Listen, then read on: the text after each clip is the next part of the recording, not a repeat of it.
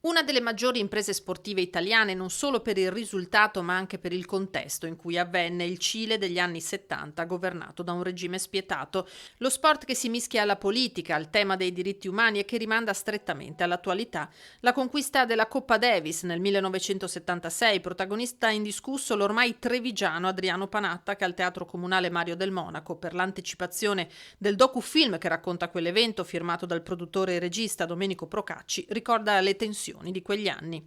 L'Italia non voleva assolutamente che noi andassimo in Cile a giocare, visto che c'era un dittatore sanguinario come Pinochet. Una parte importante anche dell'Italia, perché erano anche un gruppo di intellettuali importanti, molto seguiti, come Dario Fo, Franca Rame, Domenico Modugno, adesso qualcuno forse me ne dimentico, però alla fine noi abbiamo insistito e siamo riusciti ad andare, perché il governo non ha mai deciso se noi dovessimo andare o non andare, alla fine siamo riusciti ad andare e abbiamo vinto. Penso che sia stata una cosa giusta. Panatta e Treviso, un legame sempre più solido. È diventata la mia seconda casa, la mia seconda città, e ci vivo bene e ci tenevo a fare un'anteprima a questa proiezione con l'Oppiatore. Adriano Panatta mi piace moltissimo alle ragazze, è vero, ti piace moltissimo, sì o no? Si dicono di sì.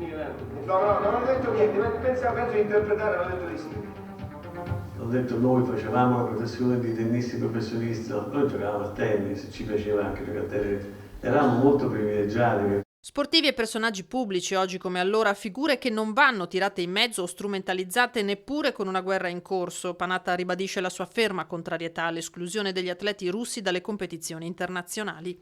Penso che sia una decisione demenziale perché non bisogna mai colpire l'individuo e le persone, ma casomai colpire lo Stato che ha fatto questa cosa ignobile come ha fatto Putin.